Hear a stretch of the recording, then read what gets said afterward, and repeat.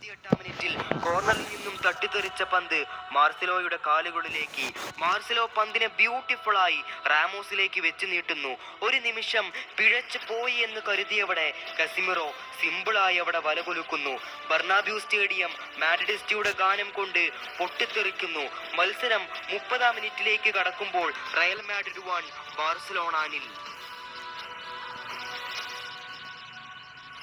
പക്ഷേ ബെർണാബ്യൂവിലെ മാഡ്രിഡിസ്റ്റിയുടെ ഗാനം 5 മിനിറ്റിന് മാത്രമായിരുന്നു. 34-ാം മിനിറ്റിൽ അവരുടെ അന്തകനായി ലിയണൽ മെസ്സി കടന്നു വരുന്നു. റോബർട്ടോയിൽ നിന്നും നേരെ പന്ത് മെസ്സിയിലേക്ക്.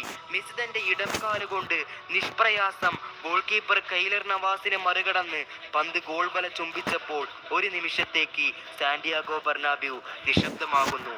ഇറ്റ്സ് 1-1. അന്ന് ലൈവായി കളി കണ്ട ഏതൊരാൾക്കും ഈ മത്സരത്തിന്റെ ഫീല് തിരിച്ചറിയാൻ പറ്റും. ഇവിടെ ലൂക്ക മോഡ്രിച്ചിന്റെ ഒരു വെടിയുണ്ട.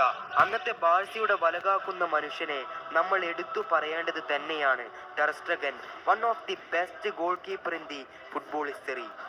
അങ്ങനെ വീണ്ടും ആ വാശിയേറിയ പോരാട്ടം പുനരാരംഭിക്കുന്നു. ലിയോയുടെ ഇടംകാലിൽ നിന്നും ഉത്ഭവിച്ച സുന്ദരമായൊരു ഷോട്ട് ഗോൾ പോസ്റ്റിന് തൊട്ടുരുമ്പി പോകുന്നു.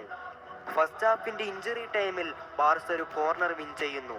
റാക്കിട്ടിച്ചെടുത്ത കോർണർ ഗോൾ കീപ്പർ കെയ്ലർ നവാസിനെ മറികടന്ന് മെസ്സിയിലേക്ക്. ഏവരും തലയിൽ കൈവച്ച് പോയ നിമിഷം ഓപ്പൺ ചാൻസ് ലഭിക്കവേ നിർഭാഗ്യവശാൽ പന്ത് പുറത്തേക്ക് പോകുന്നു. അങ്ങനെ ആ ഒരു മൊമെന്റോടുകൂടി 1-1 എന്ന സ്കോർ ലൈനിൽ മത്സരം ഹാഫ് ടൈമിലേക്ക്.